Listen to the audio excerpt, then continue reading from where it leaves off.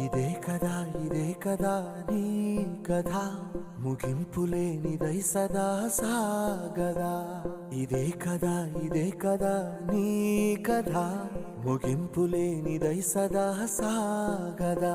నీ కంటి రెప్పలంచున మనస్సు నిండి పొంగిన ఓ నీటి బిందువే కదా నువ్వెతుకుతున్న సంపద.